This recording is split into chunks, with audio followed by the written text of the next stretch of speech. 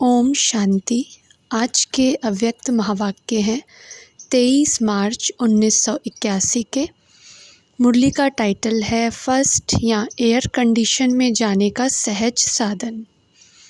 आज बाप दादा सब बच्चों की सूरत में विशेष एक बात देख रहे हैं। वह कौन सी? हरेक के चेहरे पर प्यूरिटी की ब्यूटी कहाँ तक आई है, अर्थात पवित्रता के महानता की चमक कहाँ तक दिखाई देती है। जैसे शरीर की ब्यूटी में मस्तक, नयन, मुख आदि सब देखते हैं, वैसे प्यूरिटी की ब्यूटी में बाप दादा मस्तक में संकल्प की रेखाएं अर्थात स्मृति शक्ति, नयनों में आत्मिक वृत्ति की दृष्टि, मुख पर महान आत्मा बनने की खुशी की मुस्कान, वाणी में सदा महान महान बनाने के बोल, सिर पर पवित्रता की निशानी लाइट का ताज, ऐसा चमकता हुआ चेहरा हरेक का बाप दादा देख रहे थे। आज वतन में प्यूरिटी की कंपटीशन थी। आज सबका नंबर कितना होगा यह जानते हो? फर्स्ट, सेकंड, थर्ड प्राइज़ होती है। आप सबको कौन सी प्राइज़ मिली? फर्स्ट प्राइज़ के अधिकारी वह बच्चे बनते हैं जिन्हों की पांचों ही बातें संपन्न होंगी। एक, लाइट का ताज, उस ताज में भी जिसका ताज फुल सर्किल में है। जैसे चंद्रमा का भी पूरा सर्किल होता है, कब अधूरा होता है तो किन्हों का आधा था, किसका पूरा था, और किन्हों का तो लकीर मात्र था, जिसको कहेंगे नाम मात्र। तो पहला नंबर अर्थात फर्स्ट प्राइज़ वाले फुल लाइट के ताजधारी। दूसरा, जैसे मस्तक में तिलक चमकता है वैसे भाई भाई की स्मृति अर्थात आत्मिक स्मृति की निशानी मस्तक बीच बिंदी चमक रही थी। तीसरा, नयनों में रूहानियत की चमक, रूहानी नज़र, जिस्म को देखते हुए न देख रूहों को देखने का अभ्यास की चमक थी। रूहानी प्रेम की झलक थी। होठों पर प्रभु प्राप्ति, आत्मा और परमात्मा के महान मिलन की और सर्व प्राप्तियों की मुस्कान थी। चेहरे पर माता पिता और श्रेष्ठ परिवार से बिछड़े हुए कल्प बाद मिलने के सुख की लाली थी।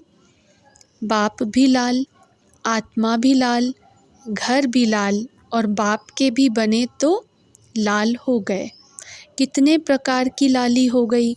ऐसी पांचों ही रेखाएं संपूर्ण स्वरूप वाले फर्स्ट प्राइज़ में हैं। अब इसके आधार पर सोचो, फर्स्ट प्राइज़ 100% पांचों ही रेखाओं में है, सेकंड प्राइज़ वाले 70, थर्ड प्राइज़ वाले 30%। अब बताओ आप कौन हो?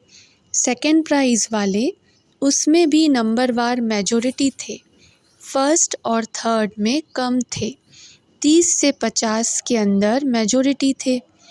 कहेंगे उसको भी सेकंड में, लेकिन पीछे फर्स्ट क्लास वालों में भी दो प्रकार थे।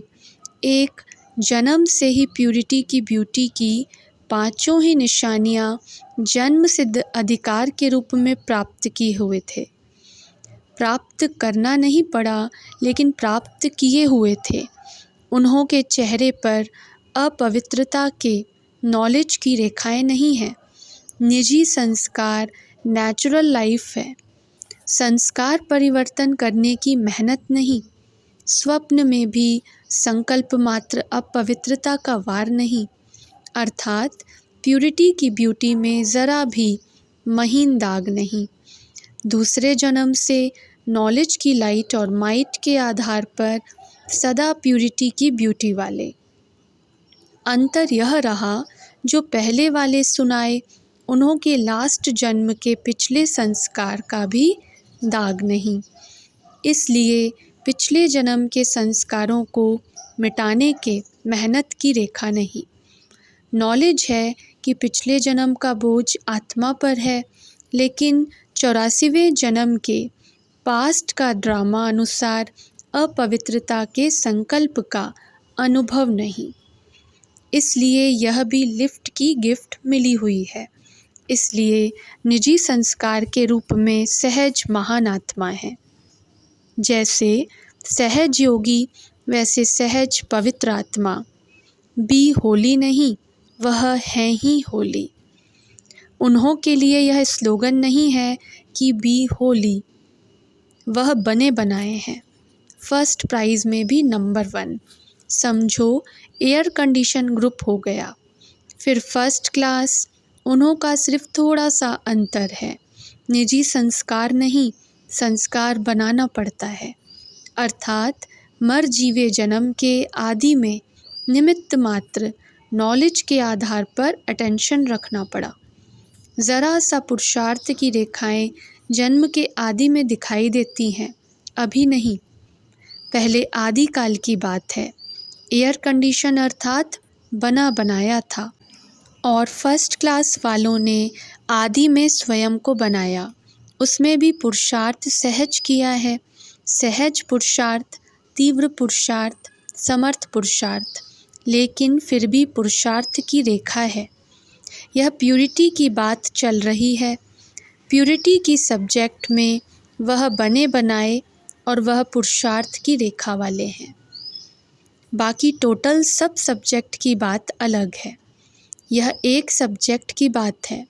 वह 8 रत्नों की माला और वह 100 में पहले नंबर।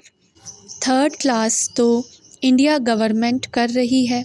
थर्ड क्लास वाले तो सतयुग की पहली नामी ग्रामी प्रजा है, जो रॉयल फैमिली के संबंध में सदा रहेगी।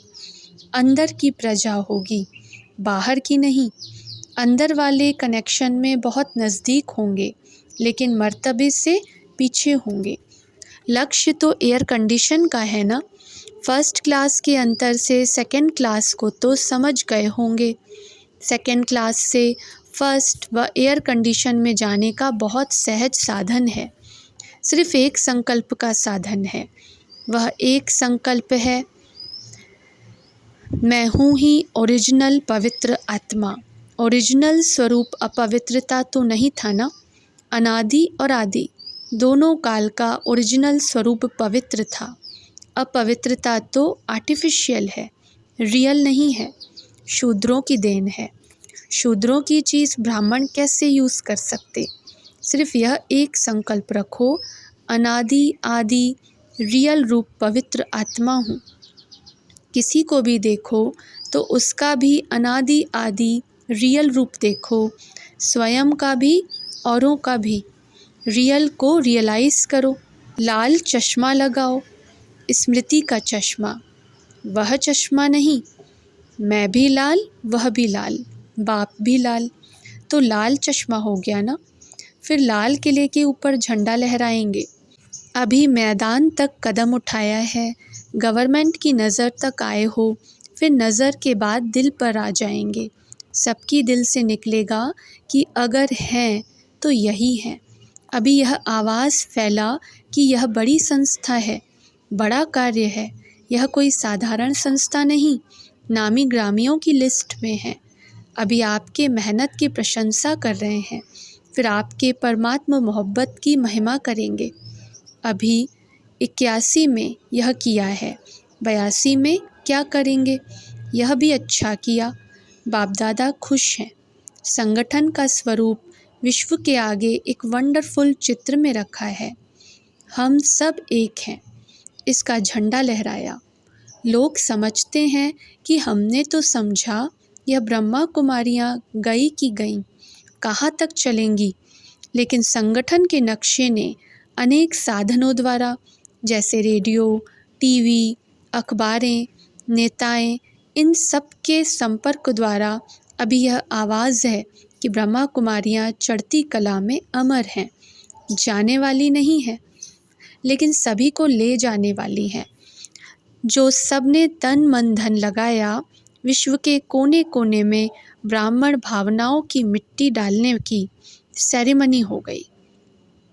अपने राज्य की नींव को मजबूत किया, इसलिए कुछ फल निकला, कुछ निकलेगा। सब फल इकट्ठा नहीं निकलता है। उल्हनों से बच गए। अब कोई उल्हना नहीं दे सकेगा कि बाहर की स्टेज पर कहाँ आते हो। लाल किले तक पहुँच गए तो उल्हना समाप्त हुआ। अपनी कमज़ोरी रही, आपका उल्हना नहीं रहा। इसलिए सफलता मूर्त हैं और सदा रहेंगे। आगे और नया प्लान बनेगा। खर्चे का नहीं सोचो, खर्चा क्या किया। 10 पैसे ही तो दिए। लोग तो मनोरंजन संगठन के लिए, संगठित प्रोग्राम के लिए कितना खर्चा जमा करते हैं और खर्च करते हैं। आप सबका तो 10 पैसे या 10 रुपए में काम हो गया। इतना बड़ा परिवार देखना और मिलना, यह भी स्नेह का सबूत देखा। यूनिटी की खुशबू, उमंग, उत्साह और इन्वेंशन की खुशबू चारों ओर अच्छी फैलाई। बाप दादा के वतन तक पहुंची। अब सिर्फ एक खुशबू रह गई। कौन सी? भगवान के बच्चे हैं, यह खुशबू रह गई है। महान आत्माएं हैं, यहाँ तक पहुँचे हो। आत्मिक बॉम्ब लगा है, लेकिन परमात्मा बॉम्ब नहीं लगा है। बाप आया है। बाप के यह बच्चे व साथी हैं। अब यह लास्ट झंडा लहराना है। भाषणों द्वारा, झांकियों में माइक द्वारा तो संदेश दिया, लेकिन अब सबके हृदय तक संदेश पहुंच जाए। समझा अभी क्या करना है? यह भी दिन आ जाएगा, सुनाया ना विदेश से कोई ऐसे विशेष व्यक्ति लाएंगे तो यह भी हलचल मचेगी। सब फर्स्ट क्लास प्यूरिटी की ब्यूटी में आ जाएं, सेकंड क्लास भी ख़त्म हो जाए तो यह भी दिन दूर नहीं होगा। सेकंड क्लास वाले को ब्यूटीफुल बनने के लिए मेहनत का मेकअप करना पड़ता। अभी यह भी छोड़ो, नेचुरल ब्यूटी में आ जाओ। जैसे देवताओं के संस्कारों में अपवित्रता की अविद्या है, वही ओरिजिनल संस्कार बनाओ तो विश्व के आगे प्यूरिटी की ब्यूटी का रूहानी आकर्षण स्वरूप हो जाएगा। समझा आज क्या कंपटीशन थी? फॉरेन ग्रुप तो बहुत जाने वाला है। एक जाना अनेकों को लाना है। एक एक स्टार अपनी दुनिया बनाएंगे। यह चैतन्य सितारों की दुनिया है। इसलिए साइंस वाले आपके यादगार सितारों में दुनिया ढूंढ रहे हैं। अभी उन्हों को भी अपनी दुनिया में ले आओ तो मेहनत से बच जाएं। उन्हों को अनुभव कराओ कि सितारों की दुनिया कौन सी है, जो आज भारत के बच्चों के साथ साथ विदेशियों की भी विशेष ज्ञान के पिकनिक की खातिरी कर रहे हैं। जो जाने वाला होता है उनको पिकनिक देते हैं ना, तो बाप दादा भी पार्टी दे रहे हैं। यह ज्ञान की पार्टी है। ऐसे प्यूरिटी की ब्यूटी में नंबर 1, इम्प्योरिटी पर सदा विन करने वाले, प्यूरिटी को निजी संस्कार बनाने वाले, सर्व संबंध का सुख एक बाप से सदा लेने वाले, एक में सारा संसार देखने वाले, ऐसे सदा आशिकों को माशूक बाप का याद, प्यार और नमस्ते। महायज्ञ में सभी ने बहुत अच्छी मेहनत की है। मेहनत का फल मिल ही जाता है। आवाज़ बुलंद करने में खर्चा तो करना ही पड़ता। कोई नई इन्वेंशन निकलने में खर्चा लगता है, लेकिन उसकी सफलता पीछे भी फल देती रहती है। कहाँ नाम वाला होता, कहाँ आवाज़ निकलता, कहाँ ब्राह्मण परिवार में वृद्धि होती। महायज्ञ के कारण गवर्नमेंट द्वारा जो सहयोग प्राप्त हुआ, वह भी हमेशा के लिए उनके रिकॉर्ड में तो आ गया ना। जैसे रेलवे कंसेशन का हुआ तो यह भी रिकॉर्ड में आ गया। ऐसे गुप्त कई कार्य होते हैं। प्रेसिडेंट तक भी आवाज़ तो गया कि इतने सेवा केंद्रों से इतने लगन से आए हैं। यह भी प्रत्यक्ष फल है।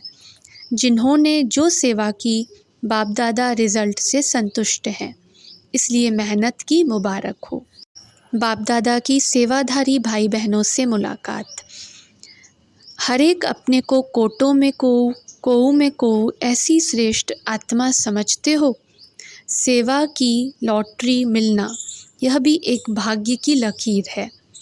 यह सेवा नहीं है, लेकिन प्रत्यक्ष मेवा है। एक होता है ताज़ा फ्रूट, एक होता है सूखा फ्रूट। यह कौन सा फल है? यह प्रत्यक्ष भाग्य का फल है। अभी अभी करो, अभी अभी खाओ। भविष्य में जमा होता ही है। लेकिन भविष्य से भी पहले प्रत्यक्ष फल होता है। वायुमंडल के सहयोग की छत्र छाया कितना सहज श्रेष्ठ बनाती है। साथ साथ पुरानी दुनिया की आवाज़ और नज़र से दूर हो जाते हो। नौकरी के बजाय यज्ञ सेवा घर की सेवा हो जाती है। नौकरी की टोकरी तो मजबूरी से उठा रहे हो, दिल से नहीं। डायरेक्शन है तो कर रहे हो, तो इस सेवा से कितने फ़ायदे हो जाते। संग कितना श्रेष्ठ मिल जाता। सागर का कंठा और सदा ज्ञान की चर्चा। बाप और सेवा के सिवाय और कुछ नहीं। यह मदद है ना, तो कितना भाग्य है। माताएं क्या समझती हैं, बना बनाया भाग्य हथेली पर आ जाता है। जैसे कृष्ण के चित्र में स्वर्ग हथेली पर है, तो संगम पर भाग्य का गोला हाथ में है। इतने भाग्यवान हो। यह सेवा अभी साधारण बात लगती, लेकिन यह साधारण नहीं है। यह वंडरफुल लकीर है। जितना समय यह लॉटरी मिलती है, इसी लॉटरी को अविनाशी बना सकते हो। ऐसे अभ्यासी बन जाओ तो कहाँ भी रहते यहाँ जैसी स्थिति बना सको। यहाँ सहज योगी की अनुभूति होती है ना। मेहनत समाप्त हो जाती तो यही ही सहज योग का अनुभव परंपरा चलाते रहो। संगम युग में परंपरा। मधुबन में यह अनुभव छोड़ के नहीं जाना, लेकिन साथ ले जाना। ऐसे कई कहते हैं, मधुबन से नीचे उतरे तो मीटर भी नीचे उतर गया। ऐसे नहीं करना। इसी अभ्यास का लाभ लो। सेवा करते हुए भी सहज योगी की स्थिति पर अटेंशन रखो। ऐसे नहीं सिर्फ कर्मणा सेवा में बिजी हो जाओ। कर्मणा के साथ साथ मनसा स्थिति भी सदा श्रेष्ठ रहे, तब सेवा का फ़ायदा है। शक्तियाँ भी अच्छी स्नेही हैं, अथक हैं। बाहों में दर्द तो नहीं पड़ता। बाप दादा स्नेह से पाँव और बाहें दबा रहे हैं। स्नेह ही पाँव दबाना है। अच्छा, मधुबन में सेवा का बीज डाला, अर्थात सदा के लिए श्रेष्ठ कर्मों का फल बोया। मुरली का सार है। पहला पॉइंट, फर्स्ट प्राइज़ के अधिकारी वे हैं जिनकी निम्नलिखित 5 बातें संपन्न होंगी। पहला, फुल लाइट के ताजधारी। दूसरा, जैसे मस्तक में तिलक चमकता है, वैसे भाई भाई की स्मृति आत्मिक स्मृति की निशानी।